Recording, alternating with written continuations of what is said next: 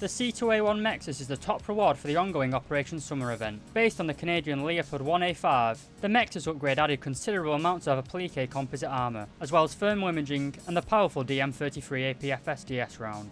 But do these improvements in real life translate to good improvements into War Thunder? Alright lads, today I'm going to be talking about the performance, weapons and playstyle of the Canadian C2A1. Starting as always with the basics, this vehicle is a rank 6 battle rating 9.0 medium tank located in the German tech tree. Being a rank 6, it will only be efficient at researching vehicles between the ranks of 5 and 7.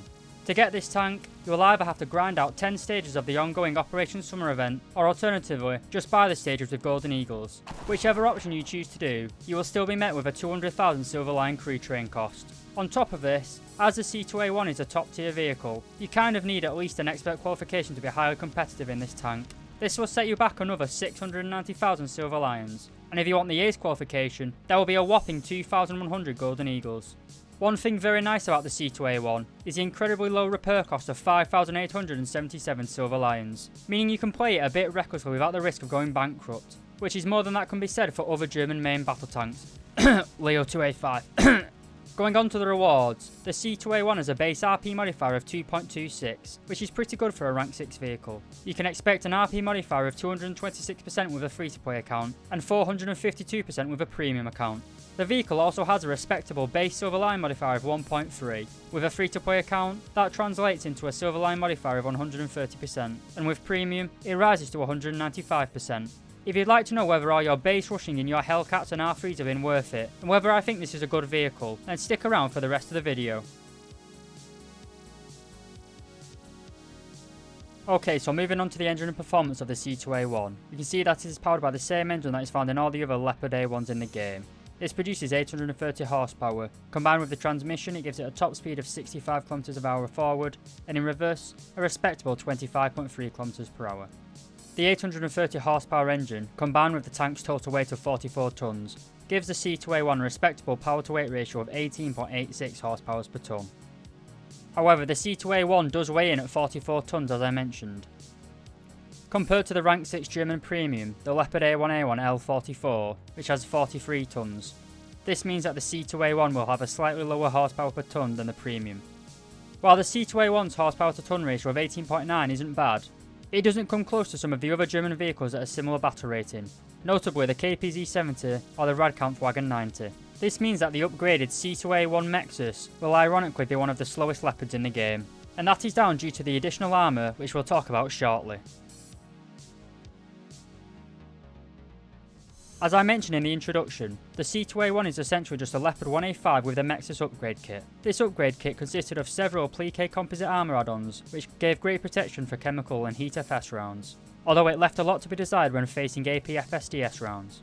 We'll be testing this tank with both heat FS and APF SDS rounds. Starting with heat, you can see that the lower frontal plate offers around 420mm of protection, while ironically the upper frontal plate, which is supposed to be stronger, is actually weak at around 220mm of armour. Moving up to the turret, you can see that it is split into 3 distinct groups: the cheeks, the upper turret, and the lower turret. The lower turret of this tank is essentially unprotected, and is essentially the base armour of the Leopard 1A5 turret. The top of the turret mantlet varies in thickness, but it usually is not enough to stop a DM12 round. The turret cheeks of this tank are incredibly powerful, offering over 1480mm of protection. You could argue that this is just down to the angle, but even when we turn the tank, you can see that it still offers amazing protection even when shooting it basically flat on. Moving round to the turret side, you can see that the amazing chemical protection is still apparent, with over 400mm of armour all the way along down the turret. Moving down to the hull, you can see that the rear engine deck is pretty much unprotected and still only offers around 100mm of armour. However, as we move to the MEXAS upgrade package, the protection skyrockets up towards 320mm of armour. Alright, so moving on to the APF SDS round, you see that in the lower frontal plate it is pretty much mincemeat with only 101mm of armour protection. Moving up to the upper frontal plate, it does increase up to around 120mm, but it's still not going to be enough to protect you from any of the guns firing back at you. While the performance of the MEXAS upgrade kit is very good against heat FS rounds, the same cannot be said against its performance against APF SDS rounds. This is most apparent on the turret. Against chemical rounds, the turret used to be impervious pretty much on the sides, but now you can see it goes straight through. No matter where on the turret, the APF SDS round is going straight through with only around 150mm of armour at its thickest. Moving to the turret side, which did offer 480mm of protection, is now down to a measly 77mm of protection. And the hull of the tank, which did offer around 320mm, is down to around 60mm on the sides.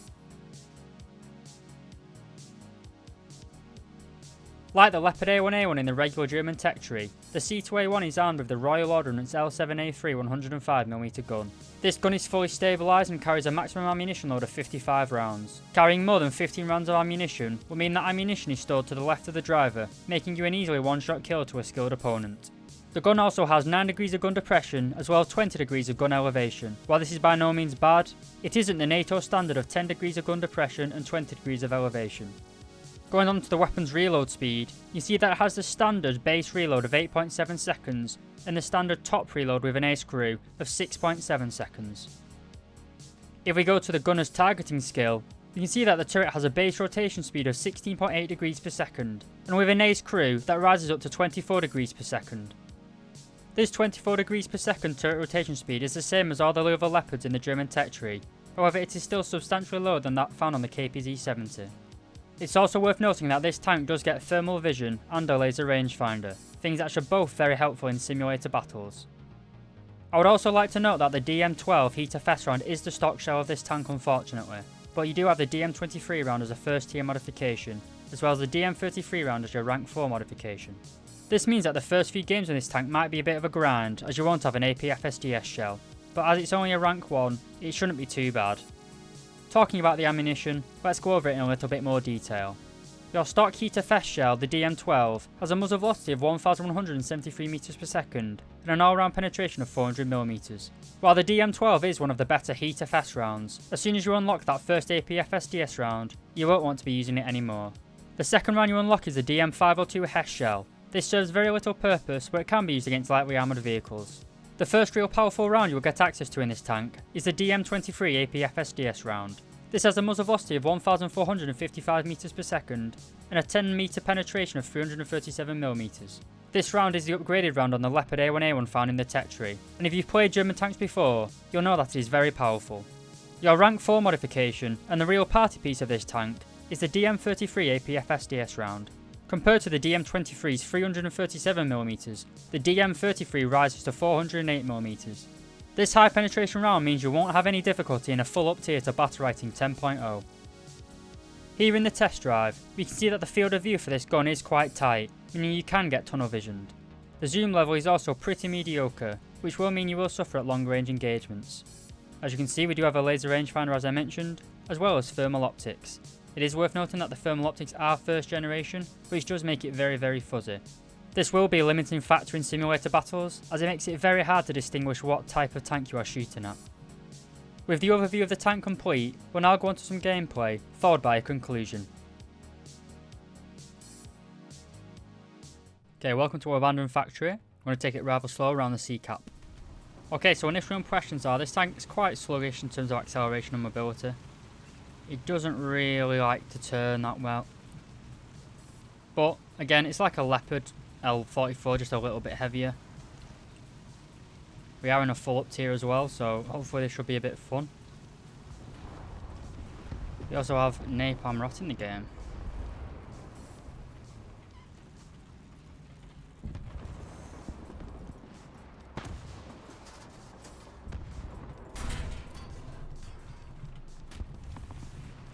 Okay, so we just hit.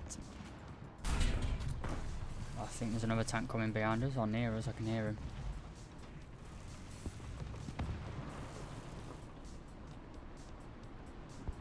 I can hear him, but I can't see him. He's there. Got a T Type 70. Oh, it's an AMX 30.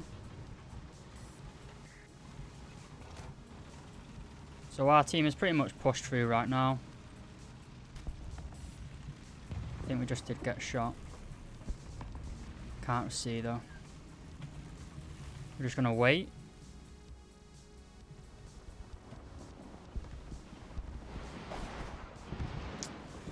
So that BMP2 has probably got into C. He's got past us.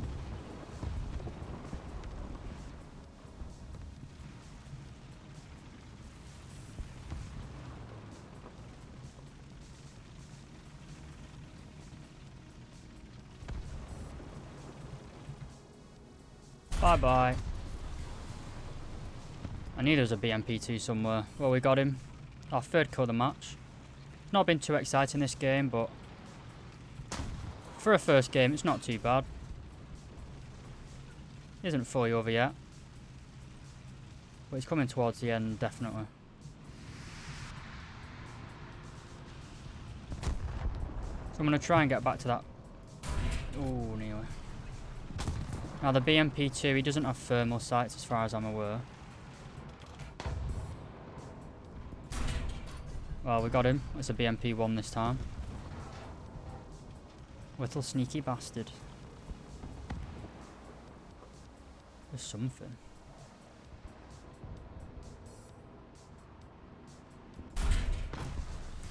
Well, M3 Bradley go bye-bye. That looks like... I don't know what that is.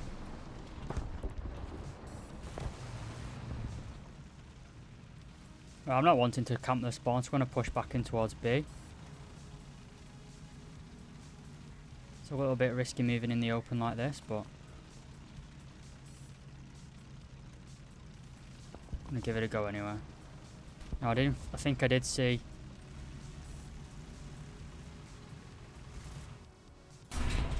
Yeah. Well, an M247. I think it's an American light. Or American... Oh well, our breach just got wrecked by an Abrams. No, yeah, well, we're dead. 6 kills, first good game. Can't really complain about that. Didn't see the Abrams there. I did hear a turbine, but that was my own set. I wanted that 6 kill to get the thing up.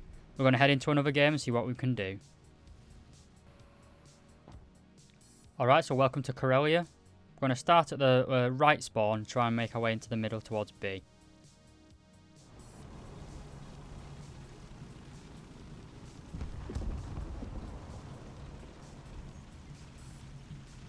Oh, what the fuck is that? Hopefully he's going to push up, thinking we carry on going.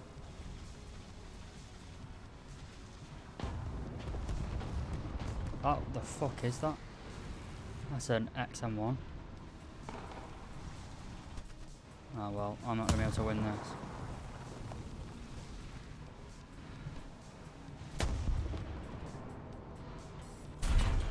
Well, rip. Pulled back a little bit there to try and get a shot into his ammo rack. I'm going to push forward now to try and close the distance, so if that guy tries to push around, he can't. I don't even know what that is. Looks like a French tank.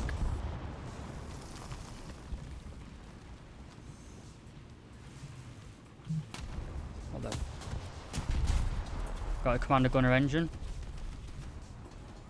Oh, someone got a kill assist. KPZ. Good job, team. That was quite a nice little hold against 2 versus 1 there. You see, I reversed up to get higher ground so I could shoot down into him instead of hiding around the, well, playing chasey chasey kissy kissy around the corner. Worked out pretty well.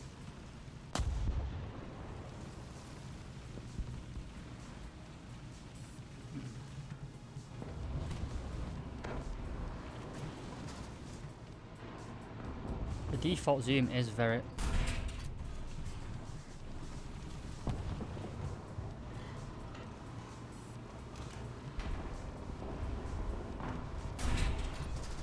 Oh, another kill on an XM1. They've overrun our spawn basically. Oh, that reload rate is very bad.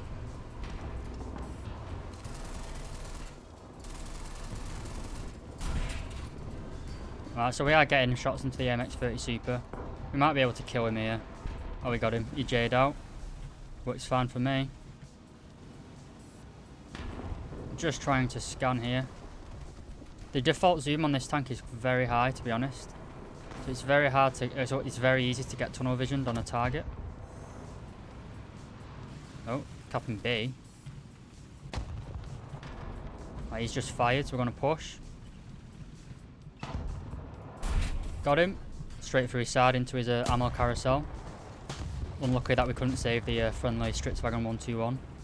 But I think we're going to retake B here. If our Leo 2K will let me pass. We are pretty risky here because we've These are very, very open. You can see there's multiple entrances. Makes it very hard to defend, especially if it's just a few of you there. We're going to take our place here and just try and hold the cat.